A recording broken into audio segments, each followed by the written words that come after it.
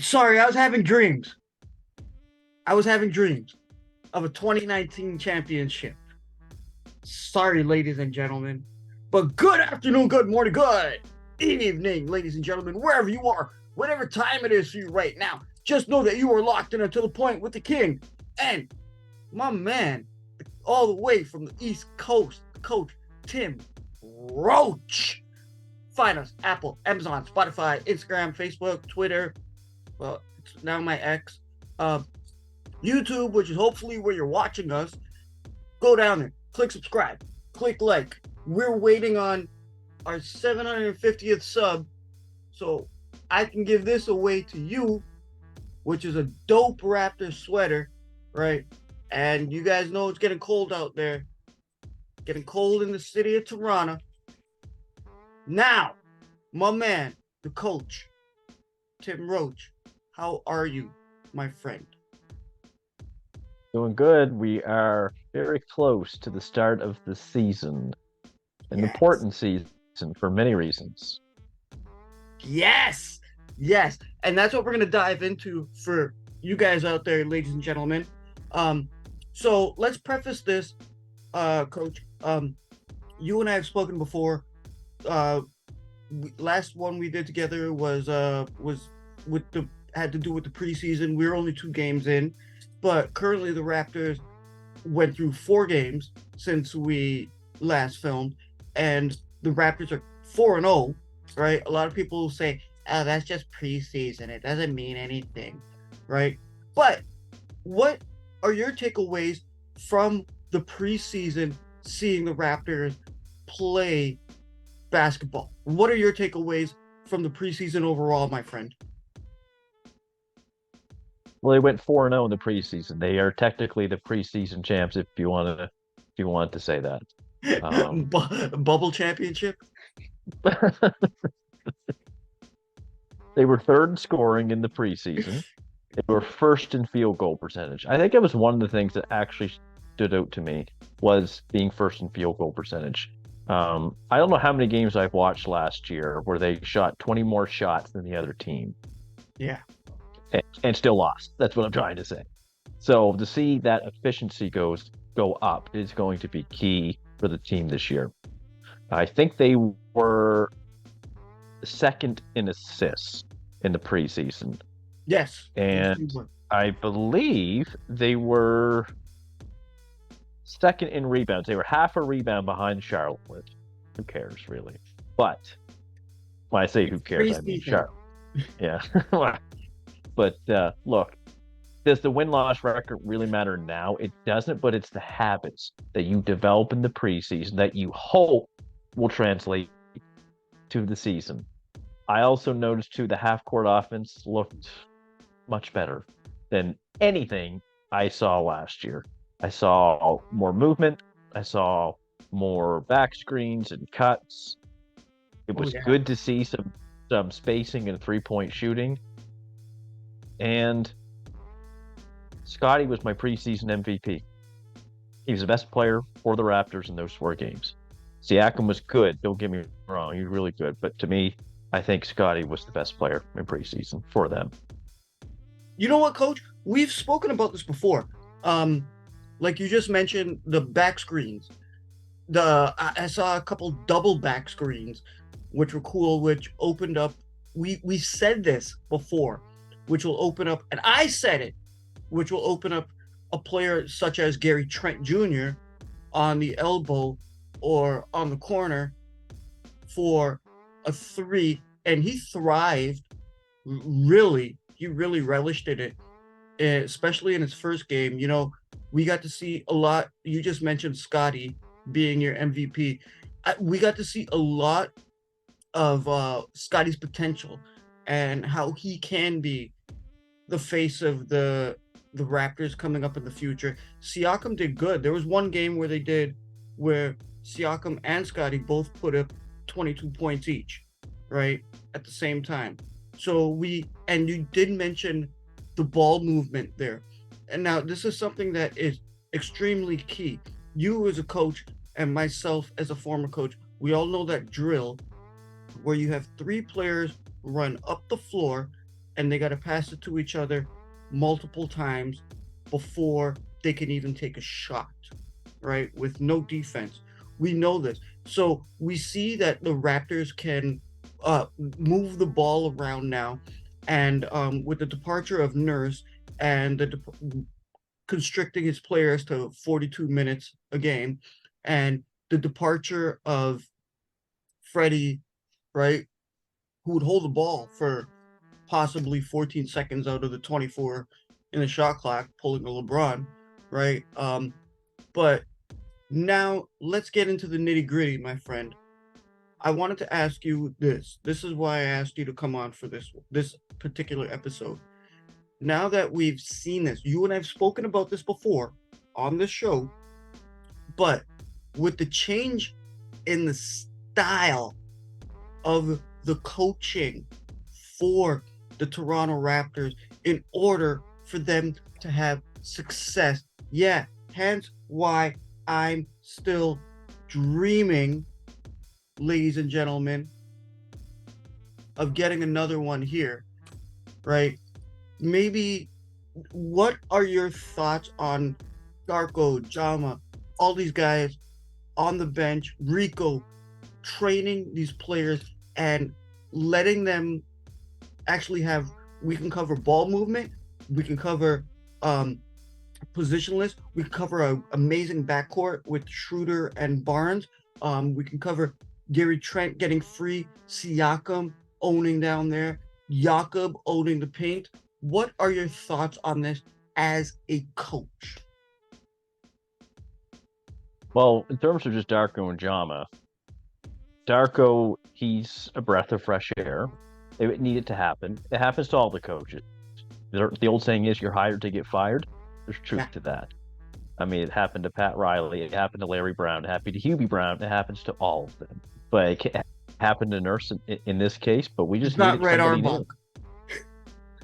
I don't think it happened to him. He'd retire. Won't happen to Pop either. Pop will retire eventually. But yeah, no, look, we need a breath of fresh air. We need it to play basketball differently from what we've been playing. The good thing about Jama coming in is he's already familiar with these guys, and he worked in Golden State. Yep. As I said in your previous show, you come from Golden State, man. It's almost like your team can instantly get a bit better just learning what they do in their offense. Look at Sacramento with Mike Brown. Kenny Atkinson, who is still Steve Kerr's head coach or assistant coach, when he goes to coach a team at another time, I'm sure that team offensively will get a bit better. So what Jama is bringing to this team, I think, is invaluable at this point. Definitely with some of the younger guys like a Grady, like a Scotty. I'll even put Gary Trent and Precious in there as well. And it's been encouraging just to see this half-court offense. It looks totally different than last year. It's a lot of high post action. There's a lot of high screen and roll, so it's not like the screen and roll is right at like the three-point line or just inside it. It's kind of right over half court.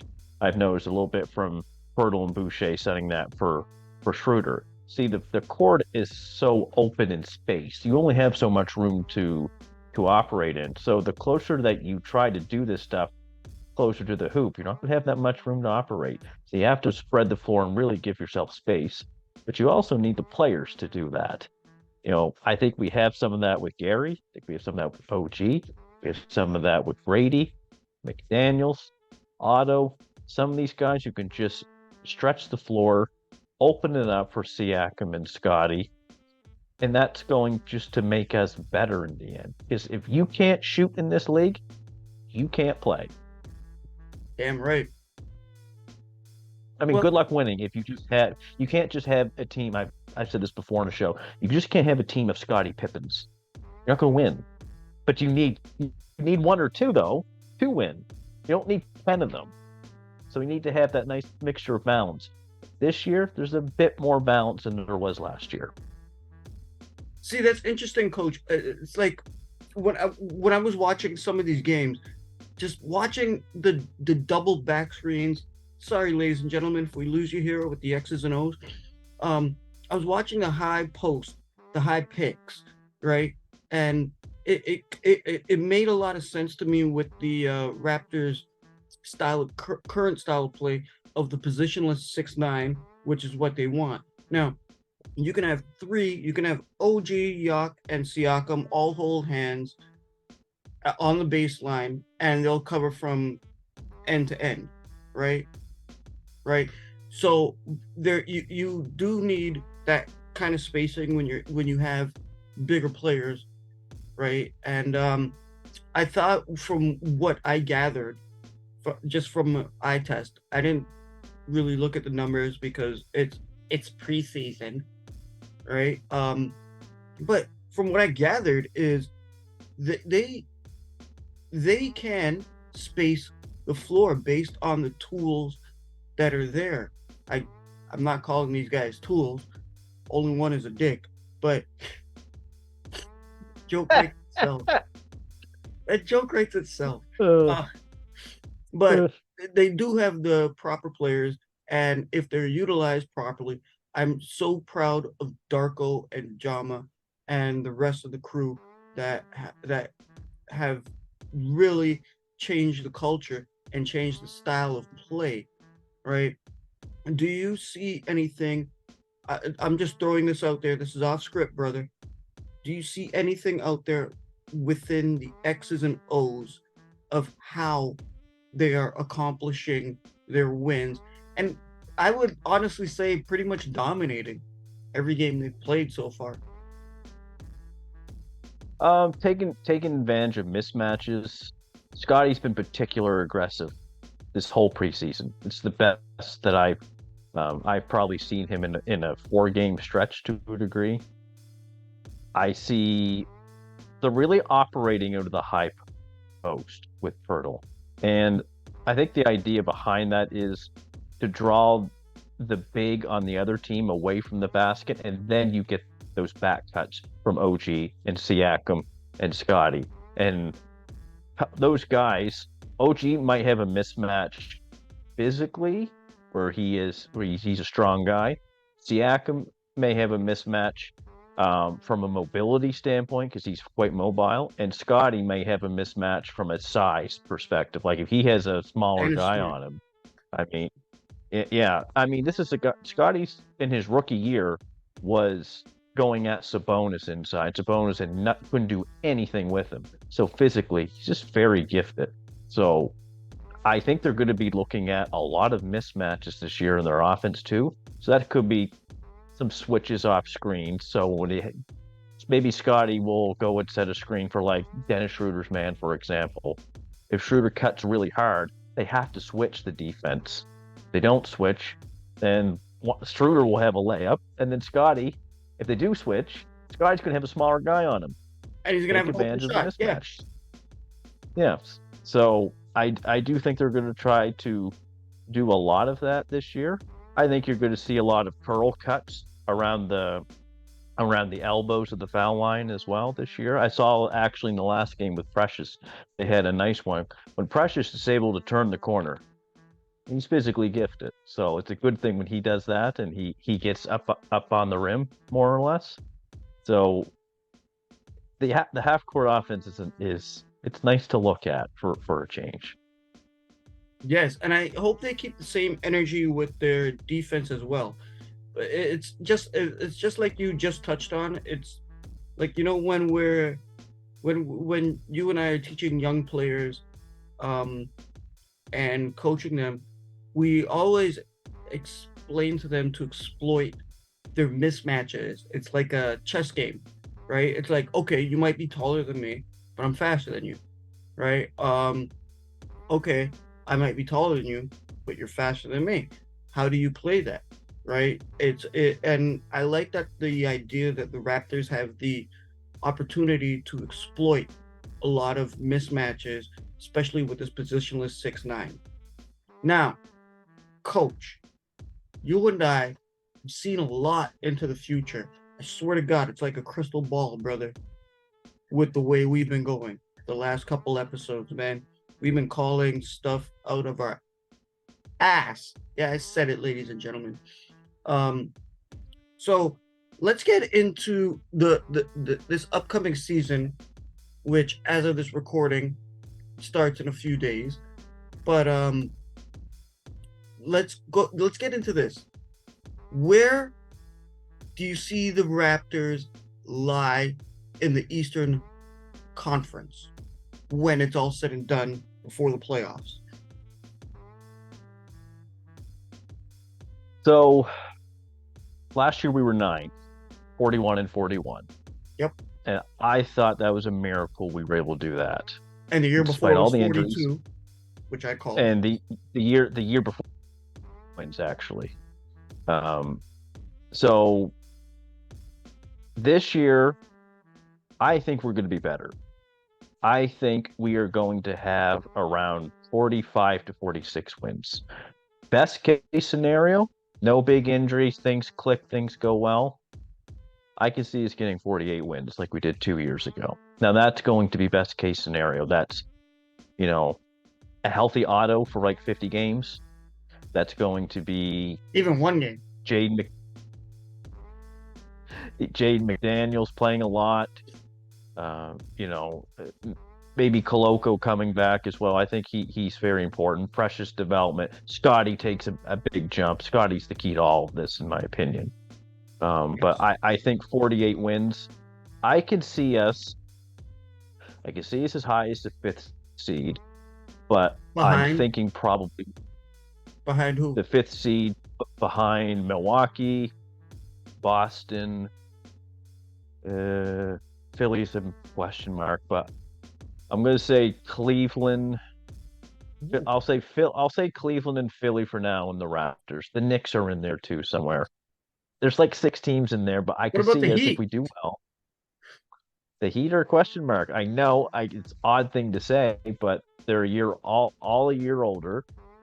Did they get better? Did they get a substantial player? They didn't get Dame, so it's they lost Gabe Vincent, they lost Max Strus. Mm-hmm. I don't know what's going to look like for them. Jimmy, is he going to be healthy? Kyle Lowry, what's he going to look like this year?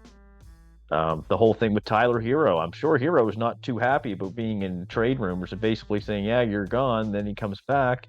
They're not in the mess that Philly's in, but they might be in that next tier down. What could be not a disaster season, but not a season they want to have.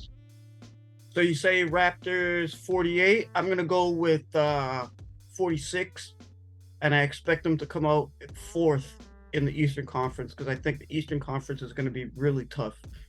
I think they can get it's really tight over there. Like the teams that you just mentioned, Milwaukee, Philly, Boston, Miami, New York, Cleveland, right? It's pretty tight, right? I'll go with you on that one. Do you another prediction? And I'm going to hold you to this because at the end of the season, we're going to have to redo this episode. 46, but high end 48. Everything goes well. Okay. I'm still going with 46. Right? Okay, so I'm basically the same as you. That's what I'm saying. Yeah. 46 is my ceiling. 44 is what I'm seeing. Right? Okay. Depending on how tight they are in the Eastern Conference. But the other question I want to ask you, prediction-wise, is do you see any Raptors players coming out with possibly an accolade at the end of the season, like maybe most improved? We already know we got the Rookie of the Year 2 years ago. Like, do you see any of the Raptors players coming out with that at the end of the season, or even Coach of the Year? Shit. So I tweeted this back in the summertime. I said, Scotty Barnes, MIP, most improved player. I think it's in the cards for him this season. If there's this developmental jump, I'm not saying an all-star jump. That might be too much. But if there's a developmental jump where, I'm taking a guess here. Let's say he's got like 19, 20 points max. He's got 6 or 7 assists, 6 or 7 rebounds. It's a big statistical jump from what he had the year before. Yeah. I think if he was to do something like that, but this is also going to depend on their win-loss record. The year that Siakam won it, the Raptors were second in the East, and they won the title. So you can't win that if you're probably 10th in the East. That's not going to work. you're going to have to probably be in that top 5. And Scotty's certainly capable of doing that, assuming that he has a good year, developmental jump, gets a bigger role. It's basically him and Siakam number 1 and 2 scoring options. If he's able to do that, there's a chance, I think. I see. I got a wild card here. I see Boucher getting possibly the Sixth Man of the Year award. Okay. I've been harping on that for the last couple of years because he should. Right. If they're gonna give it to Lou, in the Tampa year, in the Tampa year, he had some votes, I think, for it. Yeah. The other question I have, like prediction wise, like we're just shooting the shit right here, ladies and gentlemen. So go ahead, you can click off whatever, unless you want to get involved and leave it in the comments. All-Stars. Do you see any potential Raptors being an all-star this year? Like participating in the All-Star game. Yeah. Pascal Siakam's the only one that I can see. I think yes, he was one last year. He's a 2-time All-Star, 2-time All-NBA. So I can see that. Scotty would really have to hit if he's going to be a candidate to be in the All-Star game. I'm not rolling it out, but I think it's a slim chance compared to Pascal Siakam. I like that. I think Siakam, because he's been like carrying the load. Yep. Not like Dick. Sorry, these jokes write themselves. But I would like to see Scotty to have a breakout season, to be participating in the All-Star game, in the All-Star festivities, as opposed to, being in the rookie game, the rookie versus the sophomores, right? I'd like to see him be on the big stage. There's we got all kinds of players out there. Honestly, to go back a little bit, to rewind, I think the MIP can be, I'm not saying it will be, but can be Malachi Flynn, if given the opportunity. What do you think about that, Coach?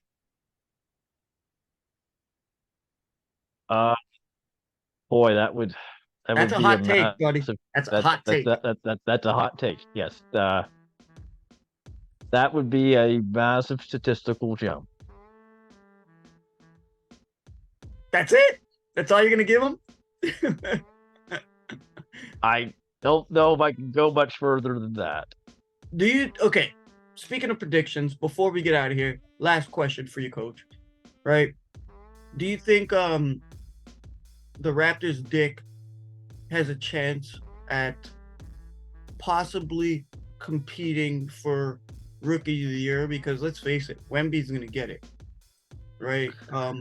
But do you think he has a possible shooting chance? God damn it, these jokes write themselves. Does Dick have a shooting chance? Okay, does he have a shooter's chance of getting it? Yes, but he's going up against Wemby. He's going up against Chet Holmgren, because that didn't count last year because he didn't play. Yep. He's going up against Scoot Henderson. He's going up against Brandon Miller. The odds are against him, unless he was starting for us and playing, 28, 30 minutes a game. Then I think you can make maybe an argument for it. But I don't know how many minutes he's going to get. That's the only problem. I will say this though: I think he's got a shot at making the all-rookie team. One of them. I think there's 2 rookie teams you can make at the end of the year. I think he can make one of them. I think so too. A friend of mine, a colleague of mine, went to one of the games the other night, and she was just flabbergasted. Yeah, I said it, flabbergasted. Okay, that, like, being that close to the Dick. But she knows ball, and she was like, man, she goes, this kid could really play, She was like, I was up close, I was hearing him communicate and speak with the other players on the court, and he's actually showing up, especially with that, I don't know what the hell that was the other day with the Scooby-Doo outfit. I don't know, dressed like a dog. I don't know what that was, him and Scotty. What was that? I don't I know. don't know. I like Pascal's costume and I like Darko's costume. Those are pretty good. I don't know what's with these costumes. Anyway, Coach, do you have anything you would love to say to any of the to the Point family before we get out of here? And if you guys are watching, yes, I consider you to the Point family. Please, the floor is yours, my friend. I don't think I have anything to say, anything specific, but I'm excited for the season. I think we have a chance to have a pretty good year. There's been very few of us on Spaces and other shows that I've watched and been on like that. We're excited for this team. I am one of them. Ever since we signed Schroeder, McDaniels, drafted Grady, I thought those were three good moves. I was looking for more, but sometimes you just don't get that in life. I'm satisfied with what the front office has done with these moves. I think we are a better team this year than we were last year. Some people don't want to admit that with Fred gone. I just disagree. I think Totally. I think you need Scotty to take a jump, and the only way that was going to come was with Fred leaving. Um, I think I think McDaniels and Grady are going to help this team out a lot. I can see Precious potentially taking a developmental jump as well. I was really excited for Christian Koloko. I still am, and let's You just hope that he predicted that comes he would be back soon. drafted on this show. You predicted it. Yes, he was one of the ones that I mentioned. At Absolutely. 33rd, ladies and gentlemen. Yeah. But go on, Yeah. please. Yes, I'd like to see some development on Koloko as well. But go on. Yeah. No, I think that's probably about it. And just from a coaching perspective too, I'm glad to see a new voice in there. Sometimes, and this is nothing against Nurse. Sometimes a new voice has to come in, a new way of teaching guys, a new way of connecting with guys. It looks to me like Darko's really connecting with this team. It's a long season. As much as you want to take it serious, you have to have some fun in doing so too, because that helps in winning. Because if you go into your job every day dreading, because the vibes were off last year for a variety of reasons, that's Murdoch only going to Mystery. make it worse for you. Yeah. So I think Darko will have a good way of dealing with players because it's about relationships in the NBA. It's not about X's and O's. Every coach has great X's and O's.